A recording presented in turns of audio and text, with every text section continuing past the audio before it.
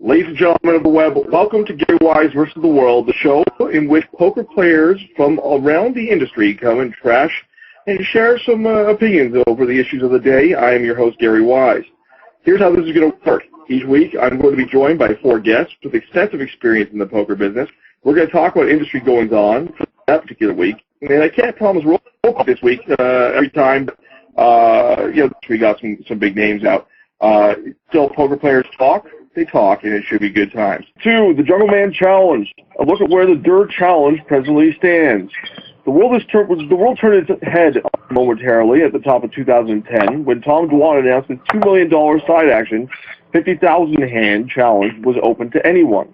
He went out and made an example of Patrick Antonius through the first 40,000 hands of their now seemingly defunct contest, but now it looks like he may have bitten off more than he could chew. When Dwan offered a spot in challenge number 2 to our guest Daniel Case, he was pitting himself against a guy that each of Phil Galfond, Justin Bonomo, and Isaac Haxton told me was amongst the top 5 no-limit heads-up players in the world. Jungleman's already up $700,000 through 7,000 hands. It's a return of basically a small blind per hand. This could turn into a mauling if it already isn't one. Jungleman, are you ready to call this the Jungleman Challenge? Well, so far it's been pretty much the Jungleman Challenge, but I mean it's only been 7,000 hands, and there's 42,000 more. A lot of things can happen in 42,000 hands, so it's not over yet by any means.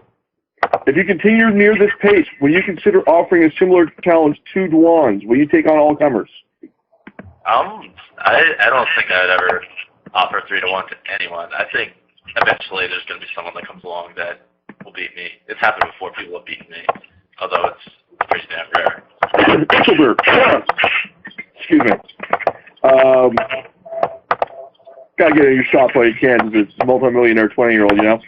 Gentlemen, right now we've seen that Tom has kind of stepped back from the action. Now, World Series of Poker Europe is a nice excuse, but just last night he was online. Daniel went and asked him if he wanted to play. He said, "I'm sorry, I can't. I'm drunk." At the same time, Daniel's Skype says, "Yo, Dur, where you at?" Where's Dur at, guys? Tim West, what do you think? Is Tom Dwan ducking the Jungleman?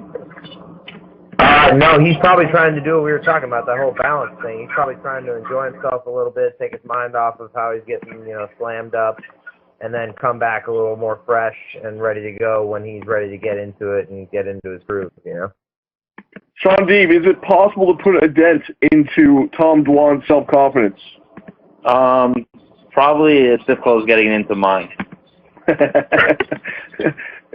difficult was that 24 hours ago?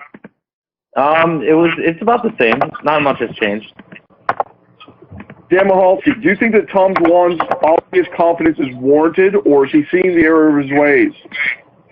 It's still too early to tell. He's just playing a little poker, and he's winning something to most people. He's losing to one person, but we're gonna see how this plays out over time. And over time, we're talking about 6 months, let alone 6 years. And so a lot can happen, and it's amazing how often players think everything's running well, but then suddenly, lo and behold, other players start to figure it out. And if they don't adjust then that's when those players that are winning start to lose. And, we'll see what kind of adjustments and gear shifting he can make there. Shaun, talk to me a little bit about the importance of confidence in a match like this. Obviously, you have 2 guys with massive skills on both sides of the table. Where does confidence play in here? Well, basically, like when it comes heads up, like you're making so many marginal decisions. It's so much based on your reads, and if you're not confident, you're not going to trust your instincts. And your instincts are the reason why you made a lot of money in poker, so you have to go with that. Tim, you agree? Repeat the question one more time. Well, okay, let me ask you this, Tim. If you're down 700,000 to a guy in 7,000 hands, variance or not, does it make it so you're going to start questioning your decisions at the table? I think you might start to question your decisions a little bit, but I think ego has a lot to do with it. I think Tom came into the match,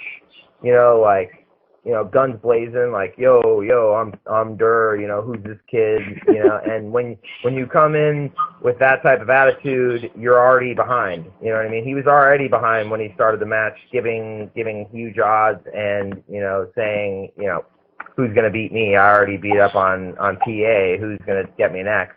If he came in saying, all right, let's see what's going on here, then it would be level, but now it's now it started off like this, and now it's, boom.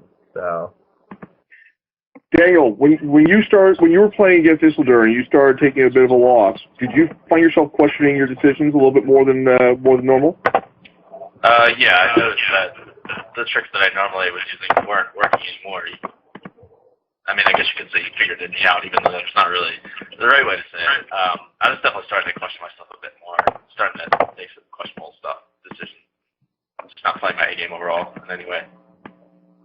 All right, follow-up question, Daniel. Does Dwan need an HUD? Say that again. Does Dwan need an HUD? Word is that he does not use any online programming to figure out his opponents. Does he need to start adopting? Oh, a HUD. Sorry. I would say that he probably does. He might disagree. I don't want to get too much into that, though. I don't want to try to convince him to get one, especially if I think that he needs one. Really, what Tom Dwan needs to do is stop looking at the screen as far as Daniel's concerned. Michalski, which challenge do you predict will finish first, Jungleman or Antonius? I would have said Jungleman right off the bat. They just seem to be going through them a little bit quicker, but now we've got a little bit of a pause going on, and we'll see how this extends out. And, the pacing can really change, as play 14,000 more hands. Now they're getting near halfway through it, and what are the results? Has there been a big comeback by Durr, or has he, is he just about ready to go bust because of it, and I think that's going to change things. So it's hard to say, but it definitely seems that Antonius and Durr have lost the passion to finish the challenge. It seems that they just are going to eventually get around to finishing it. I think Patrick's just doing his hair. Hey, that's my line. I want mine too. I want to hear everybody's best bookmaker impersonations. What are Jungleman's chances of winning the challenge at this point? Jungleman, give us a number. I really think there's, I don't know. I think he's got like 15%. Tim West. How many hands do you guys have to finish with each other? You're through 7. How many is the challenge for exactly? 43 more. 43 more? I mean, I could be totally wrong, my guess, but 50,000 hands. I think 15 is a little generous. I mean, you have a lot of confidence in yourself, obviously. Through 43 more, I'd probably say like 2.5, 3 to 1, maybe. He's like a 2.5, 3 Shaun to 1. Deeb. I'm gonna say Durr's got 30% chance. Michalski. I thought they were a lot cheaper into it. So only 7,000 hands into it. They've hardly started, and I know because of the 3 to 1, there's a big importance no matter how much Daniel's able to win. But this seems to be set up like one of these kinds of things that could go back and forth, and in the end, one of them's going to end up winning about $1,000, and that would be very amusing to a few at least. How close are you gentlemen, aside from Daniel, obviously, watching the challenge at this point? Dan Michalski, does it still have you intrigued? I'm paying attention. I'm not sweating it on the rails, and in fact, that's actually what I'm curious about for Daniel. Is that a new experience for him to have all these fans that are logging in and cheering him on and screaming and paying attention? I like the challenge. I'm intrigued more than Antonius is, but in terms of getting people to actually sweat you on the rails. Jungleman, how you finding the fandom? It's interesting. I mean, just no experience really. It's just not something I'm really used to doing. It's pretty cool to have lots of fans. Sure. I think you have chicks coming out of nowhere that are like saying, "Hey, how are you? Let's go out. I'm going to be in your town." Things like that. Not exactly, but I mean, some girls around the neighborhood already know I have money. Which I guess, and that's been happening a decent amount before, but there's a phone. Not really. I mean, I don't think Where do you live, Jungleman? No, I live outside DC. Oh, okay. Jungleman, just remember, if any woman comes up to you online, she's 46 years old and her name is Fred. That's the difference. Trust me, I know. If you see the comments, like you know, I first took note of Jungleman because of a card runner's YouTube video, and the comments just were coming. I'd never seen so many crazy comments other than Dur. But the difference with Dur is all these guys have this oddly homoerotic kind of thing going on with Dur. They don't seem to want to have sex with Jungleman yet, but like with a name like Jungleman, if he wins this Dur challenge, I think there are going to be a lot of dudes that are really switching their ways for him. In the poker world, we like to call that a man crush. We like to call it a man crush. We have Negrano, we have Antonius, we have Dur. You know, this is kind of a pretty common theme in the poker world. Yeah, I don't know about Negrano. Well, they all want him to be gay. They all want him to be gay pretty badly. Well, yeah, that's another story. I don't know. The man crush applies to certain people. I guess he's a pretty charismatic fellow, but I'm not really sure about that one. Look at the different comments out there, and you know, I think it goes beyond just sort of an admiration of, wow, you're a really respectable player, and you know, I haven't, you know, wanted to emulate a man since Cary Grant like this. It's not that kind of stuff. It's kind of like, you know, my penis is getting hard when I watch the way you check raise, you know? It's really odd. I'm wondering if Daniel's the Cary Grant of the poker world, or if he's just making penises hard. Can't believe we're talking about this. I know. All right, we better move on before Pokerati ends Gary Wise versus the world's run, because we're scaring Jungleman out of poker. He can retire right now. You know, Jungleman is not the worst porn name for what it's worth. No, it's a pretty good porn name. Not terrible. I am the Jungleman. That's right. All right, Joe. Segment number 3 is live poker rigged. There's some revelations of European cheating we need to talk about. Throughout the glorious history of poker, there's been cheating. From having a card up your sleeve to a man peeking at opposing hole cards from across the room, if there's an edge to exploit, someone's going to try to do it. Recently, we've seen and heard of a rash of cheating incidents in live tournaments across Europe.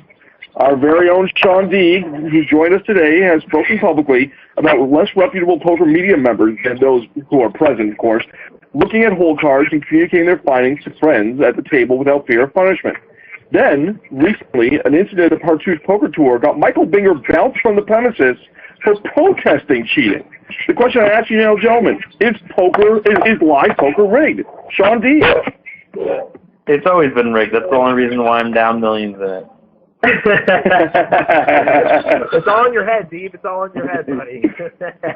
Let me interject. Yeah, I was over. I played the Partouche tournament, and it wasn't nearly as bad in other parts of Europe. But in between hands, you're allowed to speak different languages, and they can relay information that you know, whether it's, you know, somebody who speaks Russian at the table, somebody who speaks French, somebody who speaks, you know, English.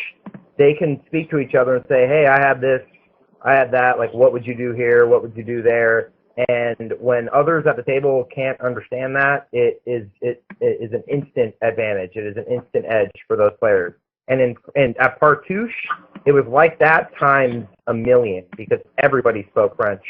I took a little bit of French in high school, and I wanted the Rosetta Stone before I went out there, and I lagged on it, and I didn't do it, and I felt like that was the only way I was going to have, you know, a balanced edge. I wasn't even going to have an edge, but just to be able to understand what these men were saying, because literally they would be talking during hands, they would be folding and saying like they would have huge, you know, paragraph-sized conversations, like what is going on here, guys? And I think what Binger did was it was okay. He got a little mad in a spot where he could have kept his calm and gotten the same point across, but I think he said something derogatory to the foreman in a really bad way. So that's what got him booted. But the idea is that there was lots of collusion, and there was lots of like assisted collusion from the foreman. And like you said, like I had a few French reporters over my shoulder talking to a couple French players. And I don't like gambling or doing anything with anybody over my shoulder, period. But the fact is I could sense, I have a really good sense for people, and I could sense that awkwardness, and like something just was real fishy about the whole situation. And I me and my good friend Randall we said, you know what, we'll never come back here for a tournament again unless it's well run and unless there are restrictions.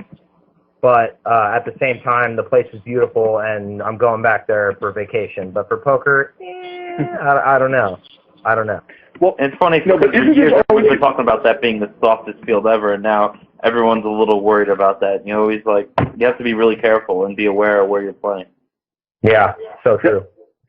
Isn't this going to always be a problem with developing poker areas, though? Obviously, standardization eventually happens, but doesn't it take some time to get there? Well, basically, the key is look what Cyprus does, for example. They hire the Bellagio staff and other well-known TDs.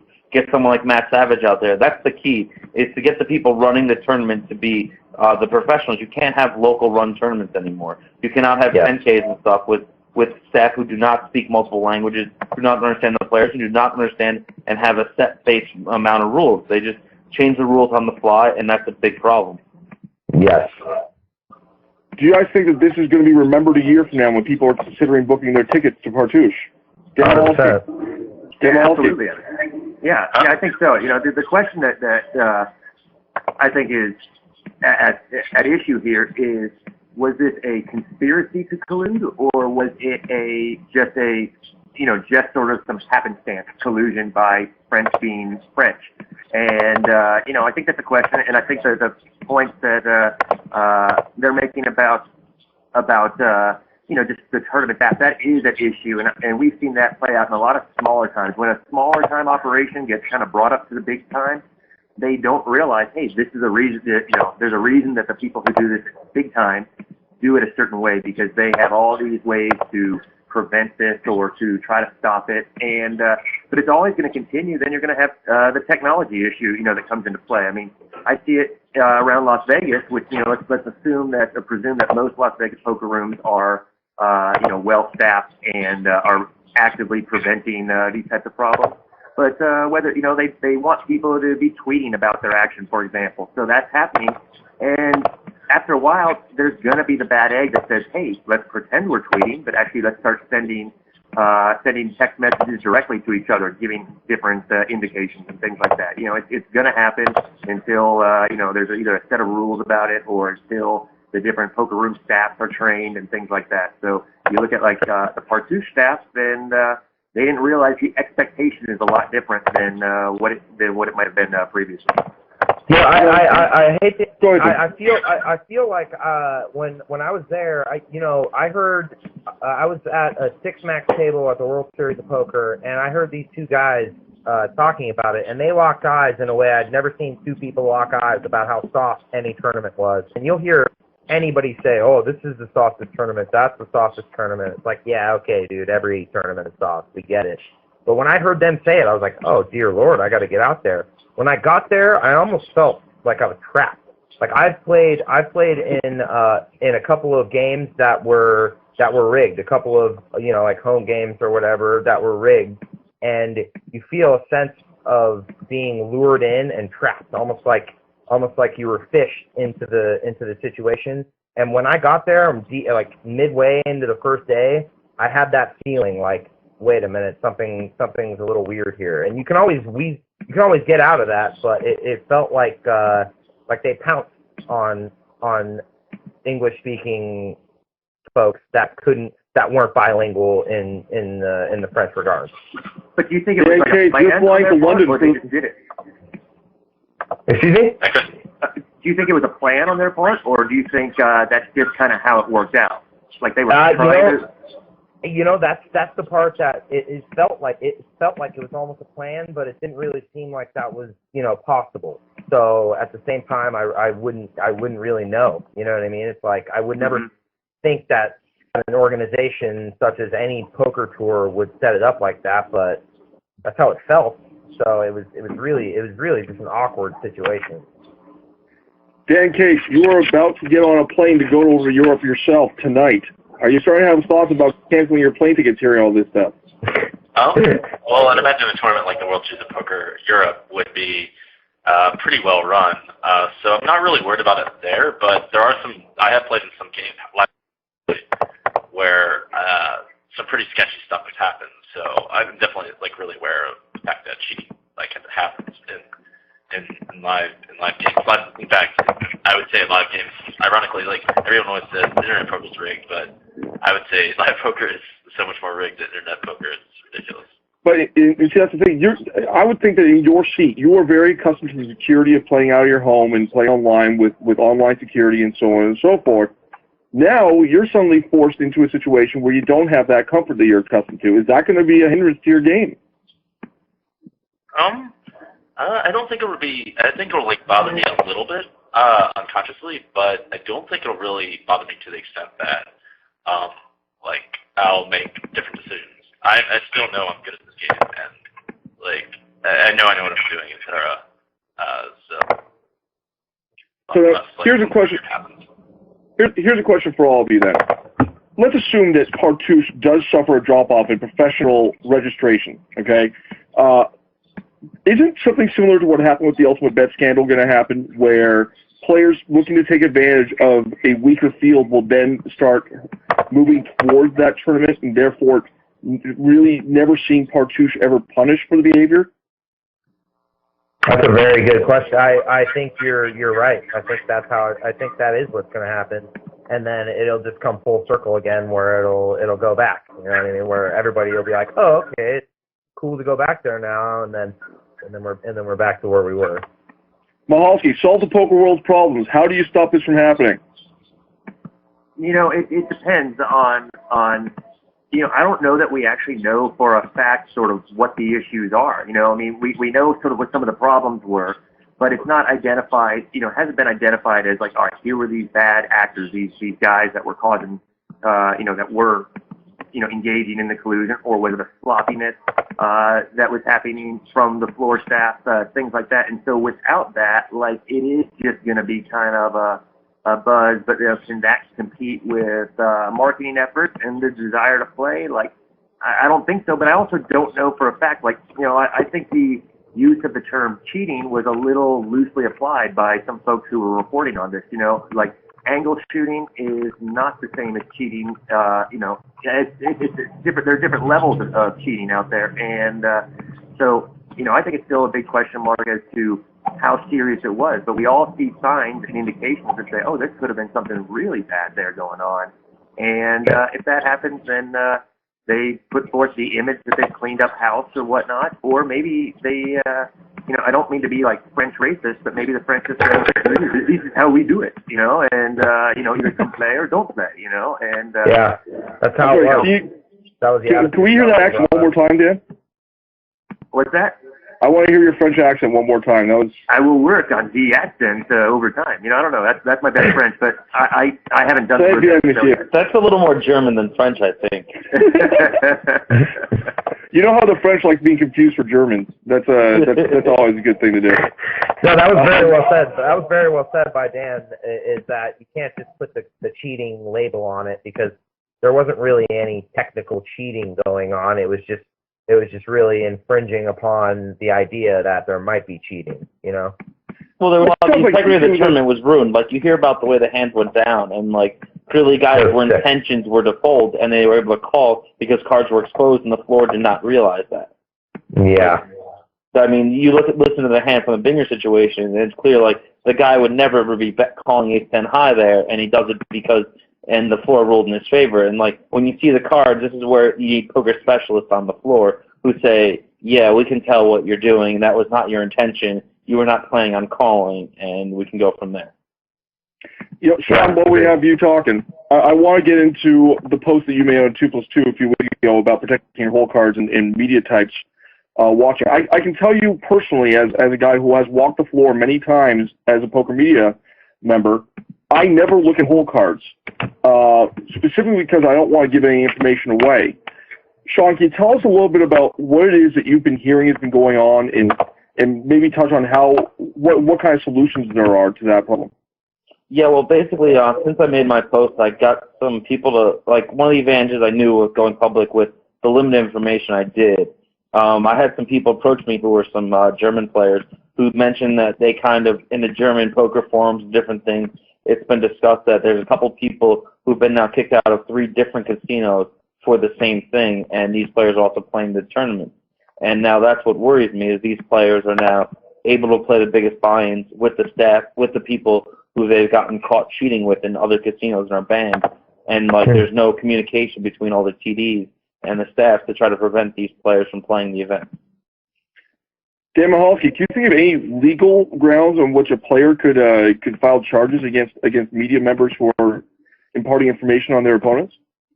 Boy, that's a tough question. Although Shaun's talk here has given me kind of an idea of the poker world, and I'm using the word world, to all of the different countries there, really could use the advantage of a Nevada gaming blacklist.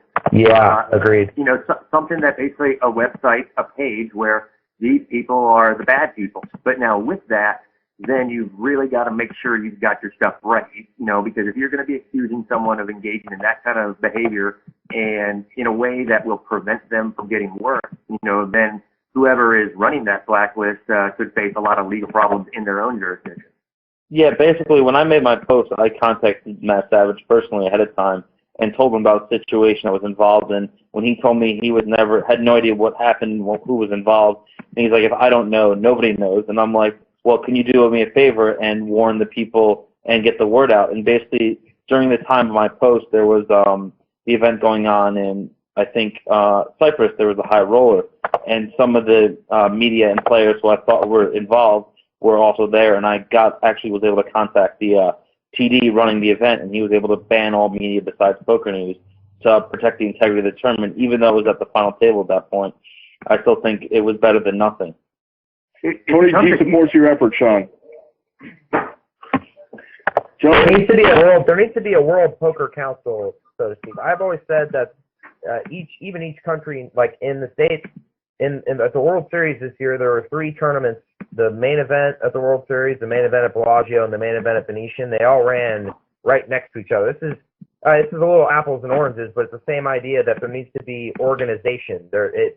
Everybody can't just work as individuals and say, oh, well, this, that, and this, and then you guys take it. There needs to be someone overlooking all of that and regulating, so to speak. Is it reasonable to expect industry entities to actually respect what such council would have to say when everyone's obviously in it for themselves? I've often likened the poker world to 1,000 islands in an ocean. We're all hanging out in the same vicinity, but there's no way to contact one another or connect with one another because each one thinks that they are the king of their particular world. There needs to be sort of like a police force. You know what I mean? There needs to be someone regulate, and I guess everybody kind of has to agree on it. But and that'll never happen. But until that does happen, there won't be organization. There won't be, If we ever want to get legitimate view in the public, we need to have the regulation. We need some overseeing body. We need something that can keep the sites in line, keep live tournaments in line, and overall, you need to have someone you can file a complaint with. And that is what I think is so important, is if we have nothing like that, it's tough to prove that, poker's not this backroom, shady business, because in a lot of ways it still is what its reputation is. It becomes a huge issue with all the televising of these events, too. I know that here in Las Vegas, the Nevada Gaming, when a show is televised, it is so closely looked at. They've got their own people that have come and looked at the cameras and the setup in the truck, and there's certain rules. Gary, we're able to kind of wander around wherever we want to go during the World Series, but there are certain rooms related to the whole card cams that are so off limits. That's what would really concern me with the likes of Cartouche. I'm not singling them out specifically, but a setup like that doesn't have that kind of oversight, then that's where you can have actually millions of dollars on the line, and you can be using technology in a way that is, it could just be, so dramatic, in terms of that's where you get, super user type of issues going on. And, what's going to make a country, like if we have the Albanian Poker Open, what's to say that the Albanians don't have this in play? And I think that's, the Shaun's point there is that, we would need something worldwide, international. And I think there's been a few groups that have tried to make this happen, but haven't really been able to get off the ground. Where at a minimum, you need to, you would want to show that, yeah, our tournament is approved by this group. So players like all of you guys would be able to go, okay, yeah, I've never heard of this country, but look, they've got this little seal of approval, and so good, awesome. I'm going to go check out a new world here. Dan, in your understanding of all the regulation talk in the United States, has there been any discussion about a policing body, the likes of which that Tim has been talking about? Not a policing body beyond just the different gaming commissions. The Nevada Gaming Control Board. I mean, one of these sort of little side issues in play with all this is basically who's going to get the contract to regulate U.S. online gambling, and there's different groups that want to have that gig, and Nevada Gaming is the biggest one, and so and they're very well equipped for it, and frankly probably wouldn't be a bad operation, but that's the most I've heard about it in that regard. Jungleman, hearing what you've heard about Partouche in today's discussion, how likely would you say you are to go to a French tournament in the next 2 years? Actually, probably reasonably likely, but I'd be a bit speculative at least. So really, it would come down. It's not about geography; it's about who's running the tournament. Say that again. It's not about the geography so much as who the guys in charge are. Yeah. All right. We're going to move on to segment number 4 because we still have plenty to talk about here, folks. Segment 4 is called PokerStars Trouble, Missed Guarantees, and Chinese Collusion. And we'll talk briefly about the 50 billion cans that they've held.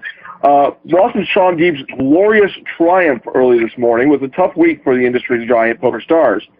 The BBC's Alan Goldberg reported that some 25,000 PokerStars clients have been reimbursed $2.1 million as a result of some issues of collusion amongst accounts belonging to Chinese players. At the same time, a number of WQ events missed their guarantees. Gentlemen, is the time of PokerStars apocalypse at hand? Tim West. PokerStars is a giant. I don't see them failing any. That's like saying, like the tobacco industry is going to fail in the United States. I don't see it happening anytime soon. I feel like they got money to burn to make sure that won't happen. But in the same sense, I haven't heard anything about this Chinese collusion as to where the Ultimate Bet scandal and the Absolute Poker scandal blew up. So they are doing a good job publicity-wise to keep down. And I don't think so. No, I don't. Jungleman, should everybody just stick to no limit hold'em in order to avoid collusion problems? With heads up play. Just come play high stakes no limit hold'em, and especially when I'm sitting at the table. Jungleman invites all Chinese nationals to come play heads up. So Stars compensated 25,000 players, $2.1 million. It is a good first step, but do they need to do more? Are you surprised that this happened in the first place? Shaun Deeb. No, I'm actually surprised it's been this long since a big scandal has happened. I mean, there's a lot of tables running constantly, and money rules the world. So it's not surprising that these very desperate countries and regions can try something like this. And I think that the fact that they got caught is a great sign for us. And PokerStars puts a lot of effort into security for their sites, and some people are getting their money back, and they'll make a fair decision, I hope, and then everyone will get what they deserve. But Dan Michalski, isn't it surprising that Star Security didn't spot this sooner? No, this stuff, it takes time to figure these things out, and it's funny. I do believe that I don't see PokerStars collapsing or imploding or anything like that, but I see them about to get some really big punches in the stomach, and I don't think missing a few guarantees is has anything to do with that. But in terms of dealing with collusion rings and bots, and things like that, frankly, so as much as I think that PokerStars and Full Tilt are fucked in a lot of ways, I think that is they're a good argument for them that they're needed in. There's a reason they're needed, and let me give you a quick example. everyone's talking a little bit about the power that like Zynga and Google will have, in a legalized American world, but like take a look at those sites, and these sites, because they haven't had real money in play, have had so little reason to invest in matters of security and things like that. And Zynga specifically has, you should do a search on what on like Zynga scandals and cheating and there's so much complaining about, oh my gosh, I had all this money just taken out of my account. These people are getting so pissed about like their free coins that are disappearing.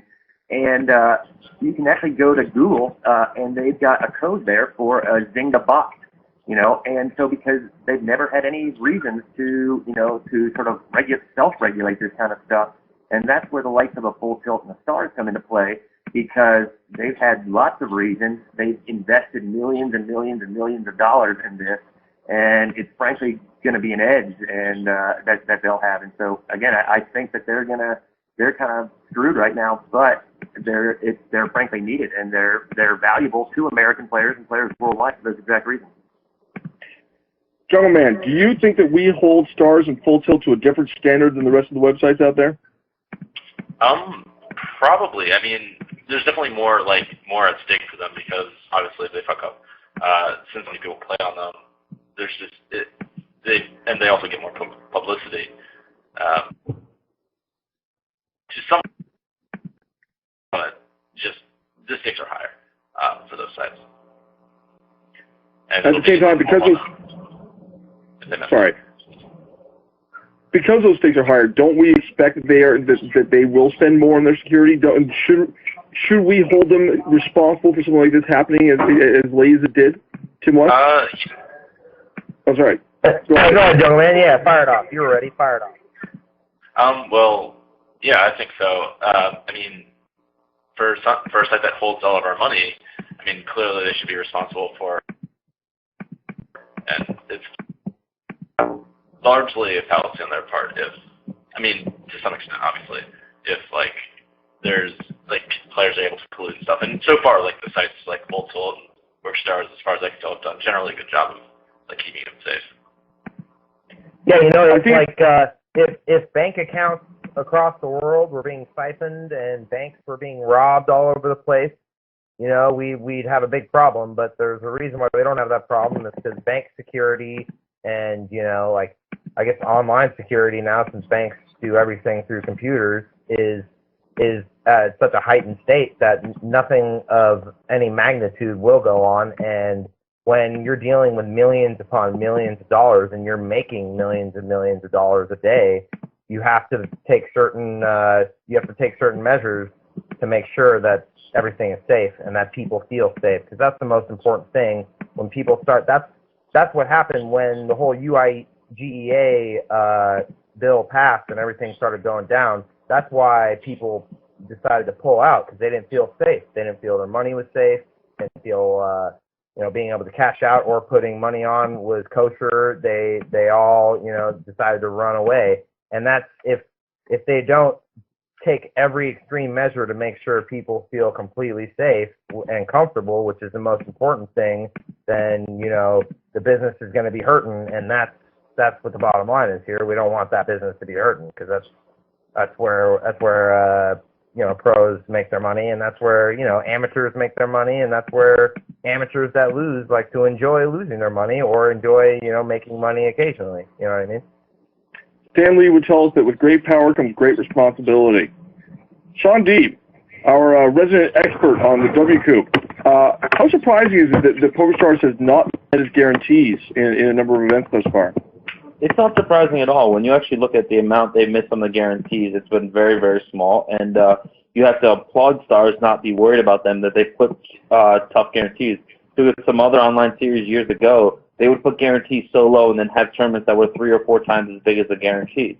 They put them where they think that the field might be, and if it's a little bit short, they don't mind. They're running a lot of satellites. They're really focusing, and these are a lot of non-no-limit events. And the fact that they're willing to be so bold with their guarantees is a great thing. And you look at these field sizes, so much bigger than you would ever expect. If you told me 4 years ago he would get a no-limit single draw or an 8-game tournament with X amount of people that they're getting. Like, I would laugh at you. Can you tell me that the buy-in was like a couple $100?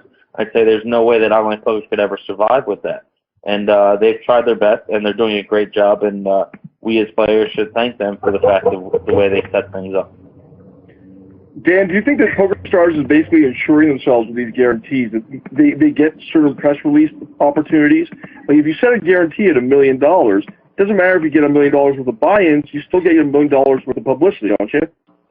I'm sure they've calculated that into there, in terms of how much guarantee do they miss before it becomes a real problem. And, just missing by a little bit, and the players are like, yay, it's got an overlay, but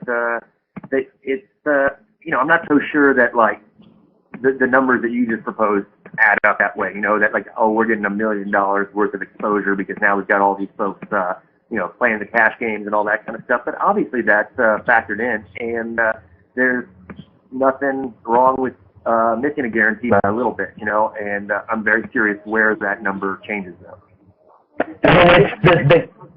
When they do miss these guarantees, they miss it by such a small margin that it's peanuts. It's peanuts. They'll make that in an hour scooping rake from all of their tables. So, and a lot of the guarantees, if you actually include the rake the site took, they actually made it. So they just got less of a vig on the lower percentage vig on a lot of these tournaments. They still actually made money on the individual tournament itself. Then you include the satellites they have running, like, I'm sure they're doing fine, and I think that, like, guarantees, they have really long late registration. There's really nothing wrong with it. And the publicity you said that comes with it comes from the fact that people are like, oh, PokerStars is so awesome putting up all this overlay. It's great. Even though what Deeb said reigns true is that they don't even lose anything from the rake they're scooping, that the rake covers whatever overlay there might be. No problem. There's just like the other stuff we were talking about earlier, just in terms of hands, a lot of this depends on how it plays out over time, too. And two guaranteed tournaments that I looked closely at recently, these are live tournaments, but the Hard Rock Detox Series, they had 3 different guarantees, and they made 2 of them. They made their 2 big ones, and they missed the small one, but they missed the small one by about $5,000, and you could really just kind of add up the stuff that they made on those other tournaments that they did make, and you could go, oh, well, overall, this was definitely a net positive for them, even though they had, they were $5,800 short or something like that.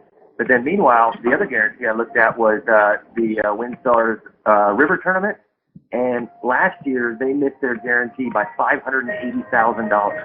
And for a Oklahoma Indian casino, that's a pretty big one to miss. And they frankly had problems as well with this was a casino that had in the past they had these things where their slot machines had paid off multi-million-dollar jackpots, and they would go, oh, it malfunctioned, so that jackpot didn't count. So they definitely had to cough it up. Is that the same casino that offered someone like a lunch comp for it? Yeah, I don't know that story, but that would not surprise me. Kessler posted about a great story about that. Kessler. You insta give Kessler the shout out on the lunch comp. That's pretty funny. That's and maybe would Alan take it? Maybe that's a good deal for him. Going, well, it depends. What's on the menu today? Give me specials going. Alan Kessler would definitely tell you there's value in value. It's very simple. Gentlemen, before we move on from this topic, very quick questions. How many hands is 50 billion hands? Dan Michalski. It's a lot of hands. McDonald's, it took them 44 years to sell 50 billion hamburgers. And, so it has taken PokerStars significantly less time. And I don't have this data in front of me, but they were at like 3 billion hands. They opened up in 2001, and at about 2006 or 7, maybe, I think 7, they hit 3 billion hands. So they've made up an extra 40 billion since then, and it's pretty impressive. Now they are talking about their .net free hands as well, though, as part of it. But still, just in terms of the activity that is connected to that, it's a really amazing number. All right, guys, we're going to move on to segment number 5, which I call Who is Grilongo? And unrelated, what does Isildur have to do to be a winning poker player? Remember when Isildur won was God? wasn't all that long ago that he was whooping on everybody's favorite whipping boy, Tom Dwan, for $5 million. And by everyone, of course, I mean him and Daniel. Since then, he's lost millions of dollars to Brian Hastings and the like. He disappeared, reappeared, disappeared again, and now the speculation is that he's back to life in the form of Grolongo, a PokerStars account that shows the same remarkable aggression and the ability to dominate. So, first question, is Grolongo Isildur 1? Daniel Cates. I've heard from a pretty reliable source that he's but I haven't actually played him. If I got to play him, I'd be able to tell relatively fast. I remember his, pretty much the best way to figure out, who's who. Just looking at, their frequencies. So currently, pretty much unknown in the air, but there's a good chance it's Isildur. Shaun Deeb, what are you hearing? Obviously, I go by forum static, and they're pretty much all convinced it's him, and I actually sweated a couple of the sessions. It's one of the few people, no offense to Jungleman or anyone else, that's really entertaining to watch, and for someone who loves the bluff shove, it's great to see someone do it as often as him, and it seems to work a lot. And I assume that the bluff shove is something you saw of Isildur quite a bit when he was running through his peak times? Yeah, he's a big fan of overbets, and he exploits people very well with them. Have we seen anything to differentiate the two guys? Sorry, go ahead, Daniel. Well, I was just making a side comment. He's really subtle and just really tricky with the overbets. Strategy is unique with them. I actually learned a bit from what he did. Have we seen any differences between the two accounts, between Isildur and Grolongo? Jungleman, you gotta take that one, man. Sorry, I couldn't hear. Honestly, I haven't really watched the Henry Streets that much.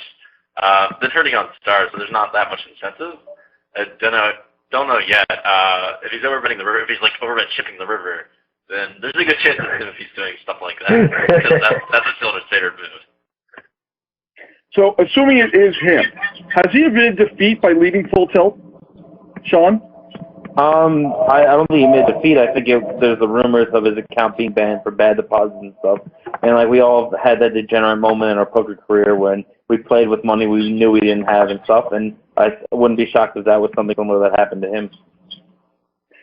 Tim, is there any shame in leaving the site that has the toughest games going? You know what? The first thought that crept into my mind was superstition. There's a lot of people that are like, this site, that site. I don't think Isildur is going to be one of those people. But after a while, even if you're not one of those folks that says, hey, this site's screwing me over, it's going to wear on you a little bit if you start to lose tons. And, he lost the most that, anybody can really think of in recent history. So maybe he switched to stars for, better cheese / he was just, not really enjoying the scene. He really didn't feel like the vibe of the situation. Viable possibility. We all know that Isildur's one of the most talented players in the world. But, we were talking earlier about the importance of balance. Do we think that this is more a function of a lack of discipline, the inability to hold out for the games that are best for him, than skill? Sorry? Did you just say we all know that Isildur is one of the most talented players out there? I think I did, yeah. I mean, this seems more to the other guys, but can we make that statement? I mean, a guy who's I think that's a really easy statement to make. You look at anyone to have the results and to play the stakes he hasn't had, a chance to win and to get a lot of really good players to quit him, and to have a lot of people give him a lot of credit very early on, just from a small sample. He's proven himself, I think, personally, and to anyone who underestimates him, try playing him and then go back. Well, I see what you're saying. So even though his overall net results can be negative, the process of getting there showed some really tremendous play. He has really bad game stats. I mean, he was playing Ivy, Antonius, and Durr heads up at the same time. That's just retarded. You cannot play 3 of the top 10 best heads up players at the same time and expect to have an edge on each individual one while they're just playing you. And that's his problem, is he played too many tables, he played too many opponents at once, and and he just won't quit a session. And I think a key to playing poker is when you're not thinking well to quit as soon as you can, and to not just try to get unstuck every time.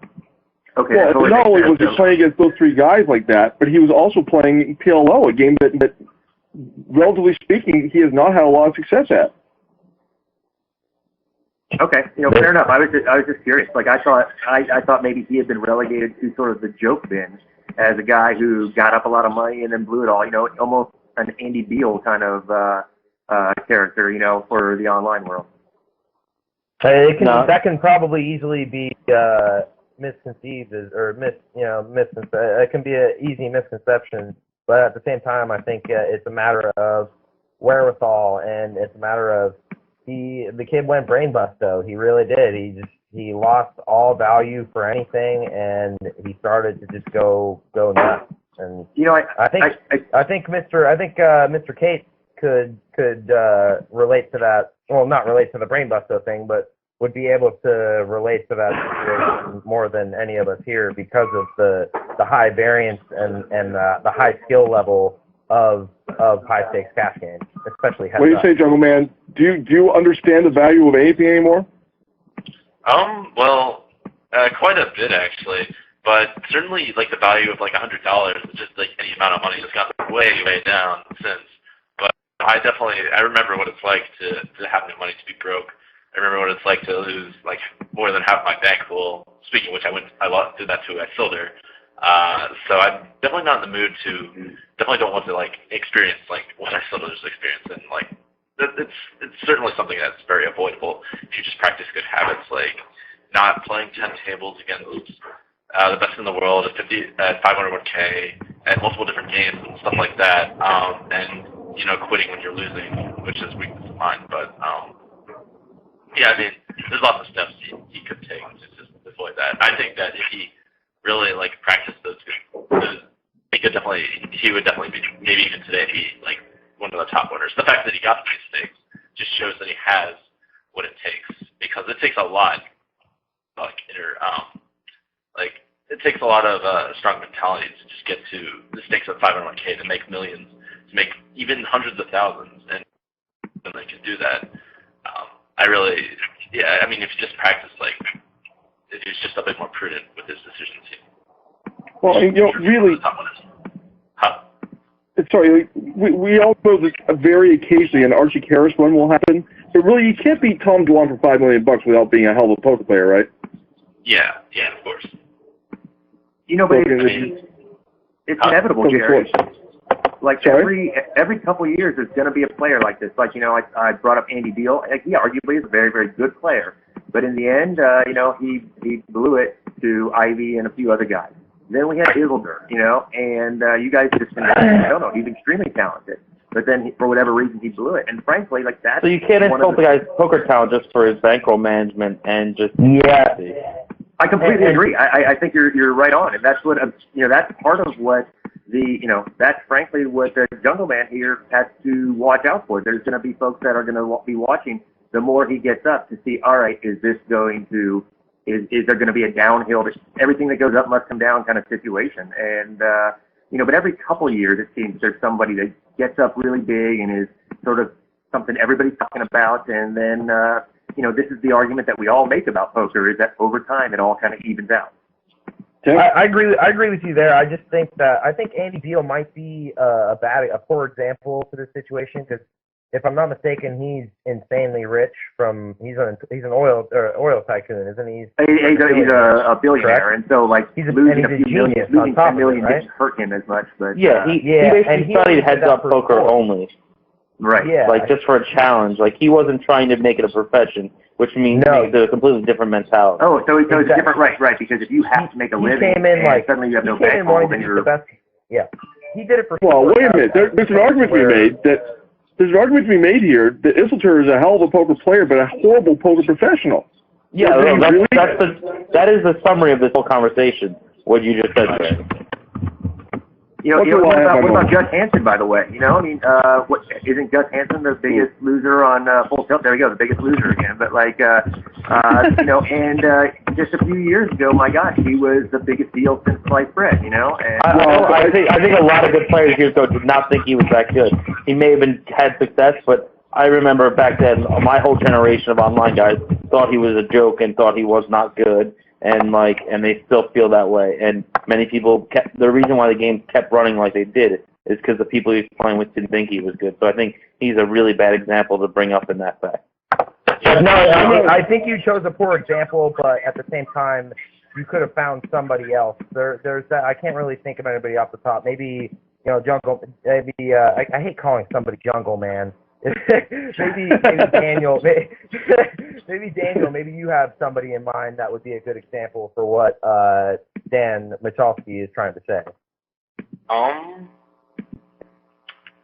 Not really anyone that's fallen dramatically from stakes because of bad bankroll management. Maybe at 25-50, there are a few cases of that, but maybe Grimstar or someone like that. Oh yeah, Grimstar. I wasn't around when he was around, but from what I've heard, yeah, he's fallen quite a while. I was thinking more Blue Flare, if you guys remember who that was. I don't remember that. I guess he wasn't really that good, but he played 25-50 and just his PTR is basically the definition of a train wreck. It goes straight up and it comes right down. No offense to him, but yeah, there's some cases at lower stakes, but not that many at the nosebleeds, unfortunately. Yeah, it's tough. It's tough to find somebody of this brain busto caliber, so to speak, with this type of situation at his hands. So anybody who's earned their way to that level of play, you're saying is going to have the skills that make it more of a skill issue than as opposed to somebody who just buys in because they happen to have that kind of cash. You learn a lot as you're coming up throughout the different levels of poker, and as you grind up different stakes, you learn different tricks, you learn different styles, and you progress as a player and mentally. And you're someone who just starts with a high stake is never ever going to learn those things, and that's why you see some people who can win in high stakes. If they actually drop down, I think they would have far less success because they're good at one level type of thinking players, but they're actually not that great of a poker player. Let me ask you and Daniel. I absolutely can understand how, while the game is the same and there are a lot of similarities, obviously there's going to be finer nuances at each level. Has the process of getting to the level that you both comfortably play at now, how many drop downs? How often did you kind of go up and then you kind of get your ass handed to you when you stepped up to the next level and had to drop down? That'll happen, as some people say. That'll happen.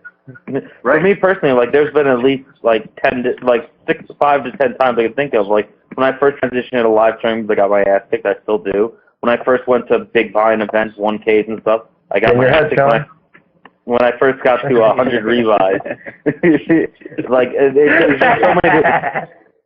there's so many different levels that comes into involved. Maybe when I first got into ladies events, that's also happened. Who knows? That all makes I think that's really interesting because obviously with having done that 5, 6, 7, 8 times, it makes sense that you've learned certain lessons along the way, and if you were to run into it again, you would then have more experience to draw from and recognize and all that kind of stuff. And so again, Daniel, have you been a just straight climb, or has it been a little bit of a zigzag for you? Oh yeah, it's been a zigzag.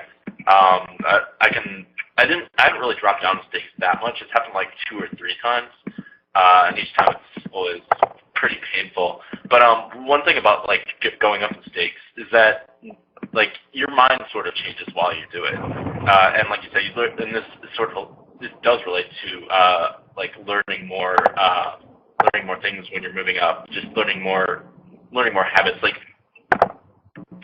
me take one example. If you tilt and lose 10 buy-ins, remember how many 10 buy-ins, you'll think to yourself, oh, this stinks a lot. I'm not going to do this again, and that'll make you better at not tilting in the future.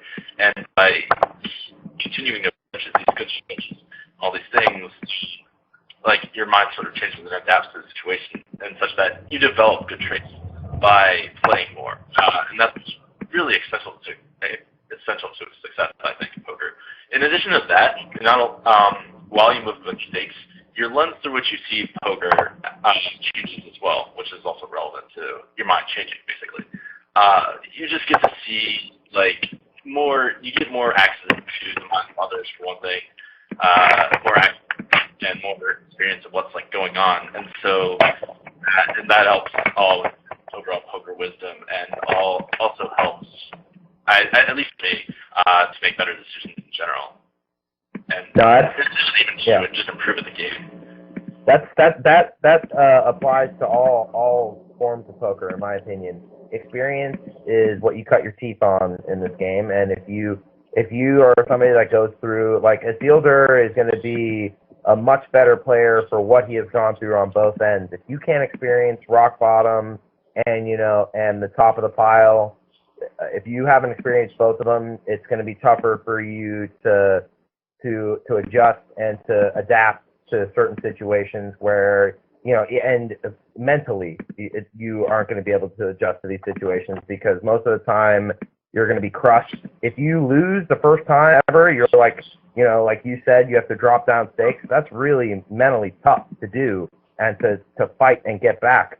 But that's the same as in all aspects of life. If you're used to the top and that's it, how are you ever going to be able to take the bottom? You know what I mean? Mm-hmm. Yeah, that's true. Can't have your cake and eat it too, right? Can't have your cake and eat it too. Huh? You're an expert on not eating cake anymore. Yeah, Tim. So is Case going to get better then? Is that what you're saying, Tim? He doesn't take many lumps, so he's going to get better once he takes a couple of lumps? Did you say cake? What? Cake. Wow, you got it on the brain, huh? Cake? Yeah, Shaun just said it, and I'm like, man, it has been a little while since I've eaten cake. Yeah, I think you will get better when you lose, you get better just without even realizing it. It depends.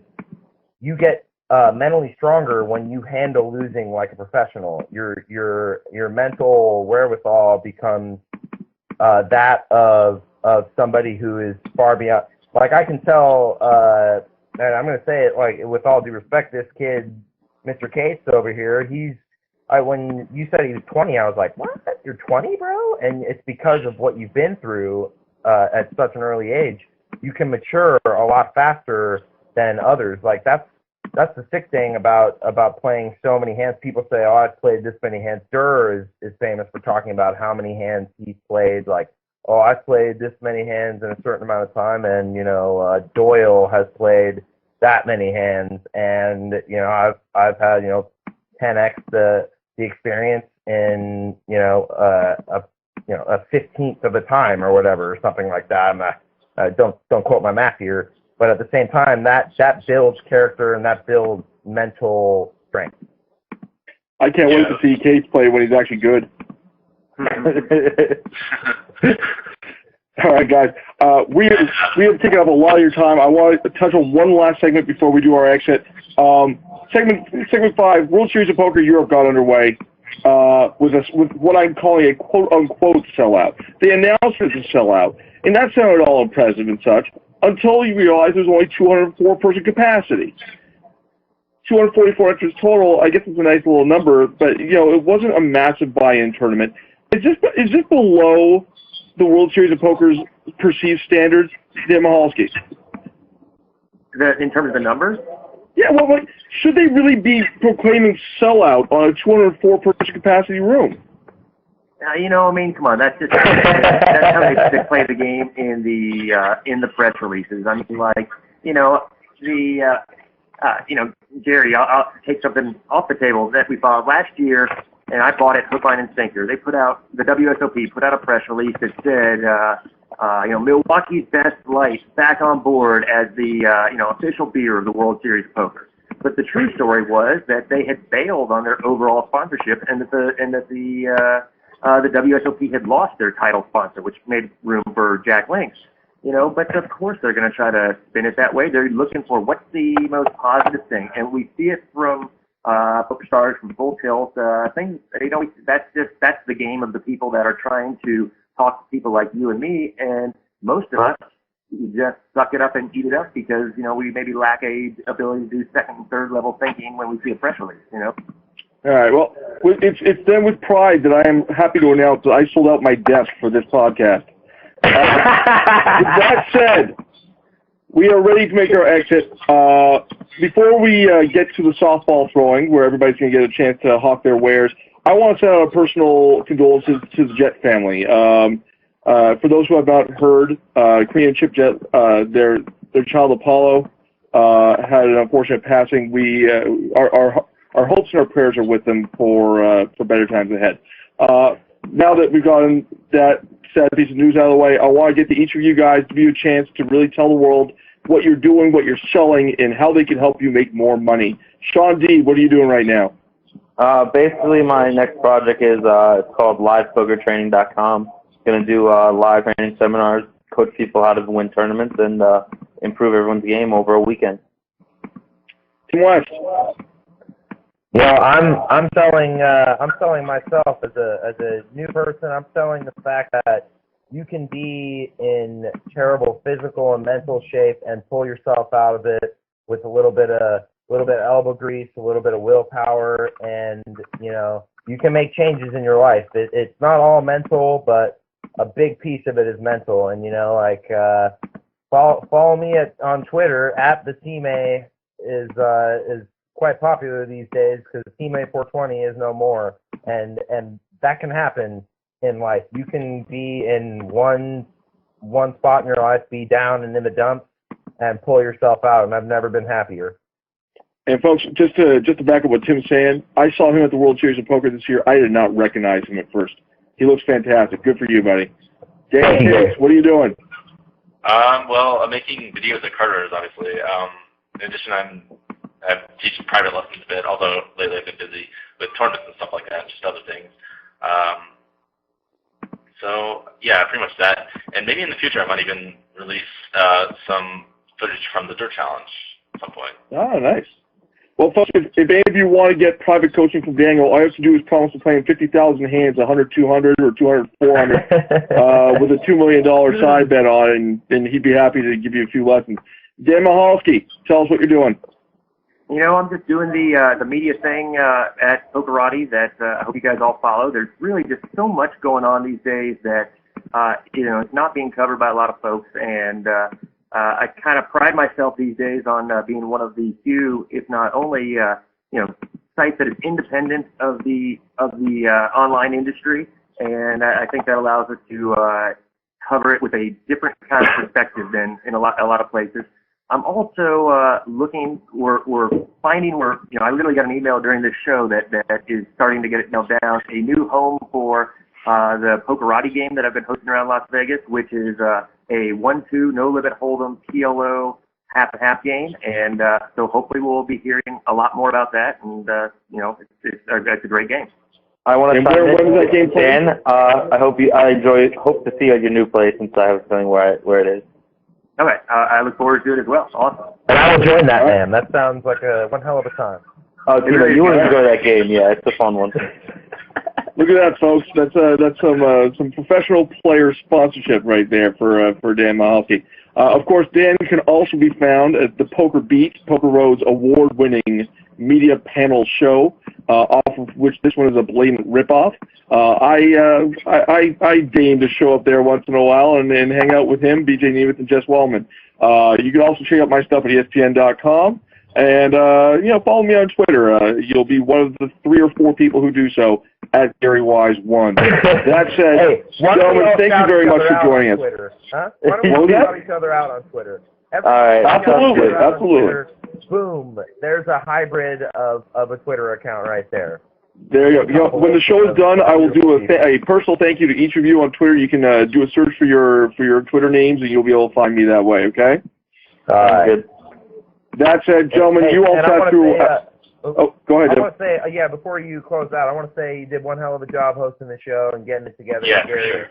And you're one hell of a charismatic fellow, and you got a long way to go in this business. And soon this will be, the around the horn of television.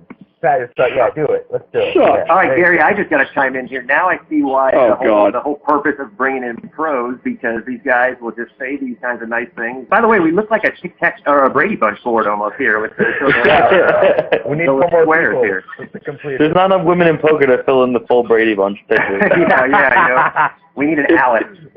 If 5 people ever needed an Alice, it was the 5 of us. Gentlemen, thanks so much for an entertaining time and for your patience, because people don't realize that, once again, we had some technical issues at the top of the show, but you sat through it and you came on and you came through the way I thought you would. Thank you, gentlemen. Folks, this has been Gary Wise versus the World. We hope that you have enjoyed the show, and we thank you for watching. We'll see you soon.